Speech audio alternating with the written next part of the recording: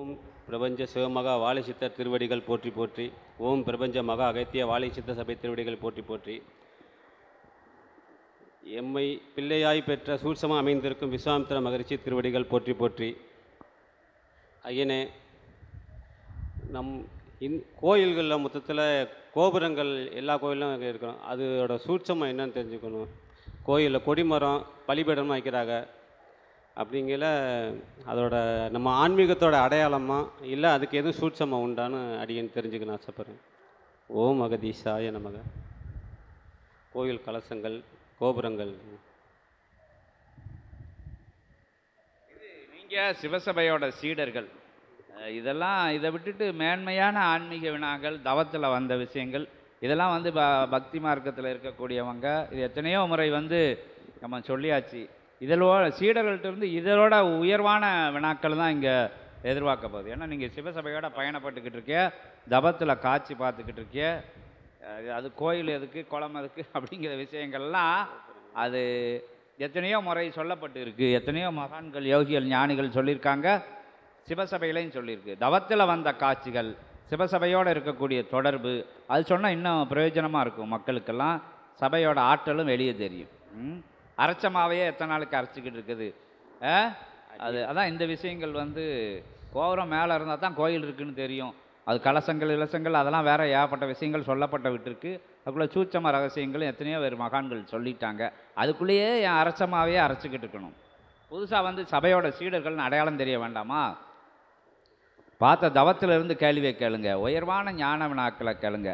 அது சின்ன அகத்திய பெருமான் பேசணும்னு நினைக்காரு, அவங்களும் பேசட்டும். ஓம் அகதீஷாய நமக.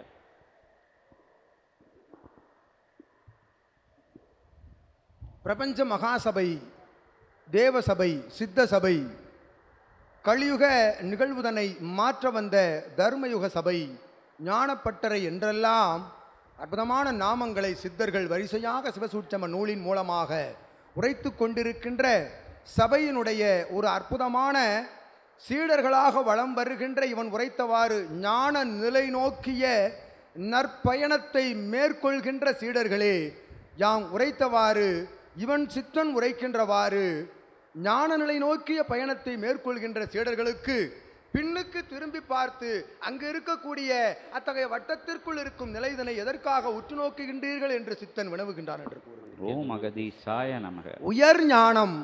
உயர் ஞானம் அதை நோக்கிய பயணம்தான். ஞானம் என்ற ஒற்றை நிலையை நோக்கிய பயணம்தான் அது. இகலோகம் அதிலே யாம் உரைத்தவாறு சித்தன் எவராலும் எளிதாக ஆகிவிட முடியாது, புத்தனாக எவராலும் எளிதாக ஆகிவிட முடியாது. ஆகலாம் சுலபம், ஆனால் கடினம். அந்த ஒரு நொடி தேவை. அந்த ஒரு நொடி அவன் உணர்வுக்குள் வந்துவிட்டானெனில் அவன் சித்தன். அந்த ஒரு நொடிதான் அவனால் பெற இயலாது என்று அகத்தியம் உரைக்கிறார். அந்த ஒரு நொடியை பெற இயலாத, உணர இயலாத சாதாரண பக்தி மார்க்க நிலைகளில் வலம் வருகின்ற மானிடர்களுக்காக உருவாக்கப்பட்டு வைத்திருக்கின்ற ஒரு பக்தி நிலையம்தான் ஆலயம் என்று அகத்தியம் உரைக்கிறார். இதைவிட உயர் உன்னத நிலையை நோக்கிய பயணங்களை ஒவ்வொரு ஆன்மீக சான்றோர்கள் உரைக்கின்றோம். ஆன்மீக சான்றோர்கள், ஆன்மீக சான்றோர்கள் என்றால் அவரவர்கள் ஆன்மாவிற்குள் ஈகை குணங்களை வளர்த்து கொள்கின்ற ஒரு நிலைதான் ஆன்மீகம் என்ற அகத்தியன் உரைக்கின்றோம். ஆன்மீகம் என்ற போர்வையில் காவி உடைகளை தரித்து கொண்டு வலம் வருகின்ற கூட்டம் ஒரு கூட்டம். அத்தகைய கூட்டத்திற்கும் இச்சபைக்கும் எத்தொடர்பும் இல்லை என்ற அகத்தியன் உரைக்கின்றோம். நிறமில்லாது, சாயமில்லாது, மத இனமொழி வேறுபாடுகள் இல்லாது உயர் ஞானத்தை கற்றுக் கொடுக்கும் சபை. உயர் ஞானத்தில் ஒருவன் அமர்ந்து விட்டால் அவனுக்கு கீழ் அத்துணையும் அவனுக்கு கீழ் என்னவாக தெரியும்? சிவமாகத்தான் தெரியும், சிவ ஆற்றலாகத்தான் தெரியும். இவ்வாற்றல் அவ்வாற்றல், அத்தகைய ஆற்றல் இத்தகைய ஆற்றல் என்று பேதமை பிரித்து பார்க்கின்ற நிலை கிடையாது என்று அகத்தியன் உரைக்கின்றோம். அத்தகைய உயர் ஞானத்தை நோக்கிய சபையின் சீடனாக வலம் வருபவர்களுக்குள் இத்தகைய வினா தேவையில்லை என்று சித்தன் உரைத்ததை அகத்தியன் புதுப்பித்து உரைத்து மகிழ்கிறார். சீடனே, சபை நாடி வந்த சீடனே, தன் இல்லத்தை சபையாக மாற்றி தன்னுடைய இல்ல குடிதனை நீர் அமர்ந்திருக்கும் தலம் பல்லவ தேயத்தின் அருகாமையில் இருக்கும் தலம் இருந்த பொழுதும் சித்தனுக்கு அருகாமையில் சிவசபைக்கு அருகாமையில் இருக்க வேண்டும் என்று சிவசபைக்கு அருகாமையில் இல்லம் தேடி அலைந்து கொண்டிருக்கின்றான் இச்சீடன் என்று அகத்தியன் உரைத்து மகிழ்கின்றோம். ஓம் அகதீசாய நமக. இங்குதான் இருக்க வேண்டும், எம்முடைய இறுதி நாள் சபையின் அருகாமையில் தான் இருக்க வேண்டும் என்று நாடி வந்த சீடனே, இதுதான் ஒரு ஞான பயணத்தின் முடிவு பெற்ற முற்று பெற்ற நிலை சபை என்று உரைக்கின்றோம் அகத்தியன். ஓம் அகதீசாய நமக. அந்நிலை நோக்கிய பயணம் மேற்கொண்ட உமக்கு அத்தகைய வினா தேவையில்லை, ஒரு சுழலுக்குள் இருந்து வெளியில் வாருங்கள் என்று சித்தன் அழைக்கின்றான் சீடர்களை எல்லாம். ஓம் அகதீசாய. ஒரு வட்ட நிலைக்குள் இருந்து வெளியில் வாருங்கள், ஒரு வட்டத்தை விட்டு வெளியில் வாருங்கள், இகலோக வட்டத்தை விட்டு இகலோகத்தில் வாழும் பொழுதே பரலோகத்தை காண்கின்ற ஒரு நிலையைத்தான் சபை கற்றுக்கொண்டு கொடுத்து கொண்டிருக்கின்றது ஆசான் மூலமாக சிவசூட்சம நூலின் மூலமாக என்ற அகத்தியன் உரைத்து ஆசி வழங்கி மகிழ்கிறோம். ஓம் அகதீசாய நமக. இருந்தாலும் உரைத்து விடுகின்றோம் இகலோகத்திற்காக. இவன் உரைத்தவாறு படாடோப ஒரு கோபுர நிலை இருந்தால்தான் ஆலயத்திற்கு ஒரு மதிப்பு மரியாதை. அது ஆலயம் என்ற அடையாளத்திற்கு அத்தகைய கோபுரம். அக்கலசத்தில் வைத்திருக்கும் தானியங்கள் எல்லாம் வேறு வேறு காரணங்களுக்காக என்றும் இகலோகத்தில் உரையாடி கொண்டிருப்பார்கள். அறிவியல் ரீதியாக ஆன்மீக ரீதியாக அது ஒரு புறம் இருந்த பொழுதும் ஆலயத்தில் நுழைகின்ற பொழுது எதற்காக முதலாவதாக பலிபீடம் இருக்கின்றது? தன்னை பலி கொடுத்து செல்ல வேண்டுமடா சீடனே. அது தனக்குள் இருக்கக்கூடிய காமம், குரோதம், லோபம், மதம், ஆச்சரியம், தான் என்ற அகந்தையை அங்கு என்ன உயிரினத்தை போட்டு வெட்டவா செய்கின்றார்கள்? பலிபீடம் எனில் அல்ல, உன்னை வெட்டி செல், உன்னை வெட்டிவிட்டு செல். நான் என்ற நிலை கொண்ட மிருகத்தை இரண்டாக வெட்டிவிட்டு தூர எறிந்துவிட்டு உள் செல். உள் செல்கின்ற பொழுது நீர் உயர்வாய் என்கின்ற அடையாளம் தான் அத்தகைய கொடிமரம் என்ற அகத்தியன் உரைக்கின்றோம். ஓம் அகதீசாய நமக. நீர் பலியிட்டு உன்னை பலியிட்டு உயர் நிலை கொண்ட எண்ணத்தோடு உள்ளுக்குள் செல்கின்ற பொழுது அங்கு எவன் இருப்பான்? இவன் இருப்பானடா மூடனே.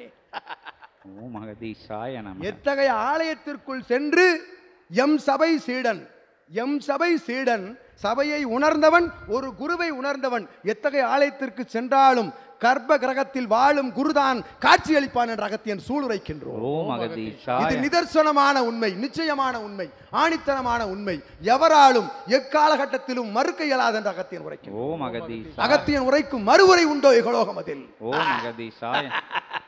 ஓம் அகதீசாய நமக. மானிட உருவில் அமர்ந்திருக்கும் அகத்தியன் சபை நாடி வந்த ஒவ்வொரு சீடனுக்குள்ளும் அகத்தியன் குடியிருக்கின்றோம். அகத்தியன் குடியிருக்கும் ஒவ்வொரு சீடனுக்குள்ளும் சித்தன் குடியிருக்கின்றான். சித்தன் குடியிருக்கின்றான் என்று நினைந்து ஆலயத்திற்குள் செல்கின்ற பொழுது அங்கு கற்ப கிரகத்தில் அவன்தான் குடியிருக்கின்றான் என்று ஆசி வழங்கி மகிழ்ந்தவர்.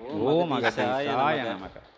என்னை திருவண்ணாமலையில் அப்பாவை கண்டது உண்மை, அது சாட்சி. என் வீட்டுக்கு அப்படியே இருக்காங்க. அப்பா நாமத்தை, சிவமகா வாழைச்சித்த நாமத்தை சொல்லிக்கிட்டே உள்ளே போனேன். அகத்திய நாமத்தை அவத்தின எல்லாரும் நமச்சிவாய சொல்கிறா, நீங்கள் எதே சொல்லிட்டு வரீங்க அப்படின்னு. எனக்கு பிடிச்ச என்ன நான் சொல்ல வேண்டியது தான் சொல்ல முடியும், எனக்கு அதுதான் நிரந்தாமன்னு சொன்னேன். ஆனால் அதே மாதிரி கர்ப்பகிரகத்தில் பார்த்தது அப்போ அவங்க முகத்தை தான் பார்த்தேன் நான். அதுக்கு அவளே சாட்சி. அது ஓம் அகதீசாய நமக. நீ மட்டுமல்ல, வண்டல்வன மாநகரில் நிறைய பேர் இருக்கின்றார்கள். ஆமாம், திருவண்ணாமலையை சென்று மலையை இருகரம் கூப்பி கண் விழித்து பார்க்கின்ற பொழுது இவனும் இவனும் காட்சி அளித்திருக்கின்றானடா. ஓம் அகதீசாய நமக. சிவனும் அகத்தியனும் காட்சி அளித்திருக்கின்றார்கள் தேவியர் சமேதராக என்ற அகத்தியன் உரைக்கின்றார். ஓம் அகதீசாய நமக. அந்நிலைதான், அந்நிலை எப்பொழுது வரும்? தன்னை இழக்கின்ற பொழுது, தன்னை உணர்கின்ற பொழுது. ஒரு நொடி, ஒரு நொடிதான் தேவை. ஒரு நொடி எங்கு என்று தேடி பார்த்து கொள்ளுங்கள்.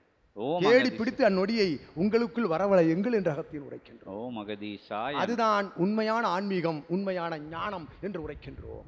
என்னூலும் வேண்டாம், என்னூல் தவிர என்று உரைக்கின்றோம் அகத்தியன். என் ஆதி கைலாய சிவசூட்சம நூல் சிவபெருமானாக சித்தனாக வளம் பெறுகின்ற பொழுது அவனை படித்து பாருங்கள். அவனுக்குள் இருந்து அவன் படித்து அவன் கற்றுக் கொடுப்பதை கேட்டு பாருங்கள், உணர்ந்து பாருங்கள். நூல் உள்ளுக்குள் இருந்து இதுபோல் எழுமடா. ஓம் அகதீசாய நமக. ஜெகதீசாய நமோ நமக. ஓம் அகதீஷ்.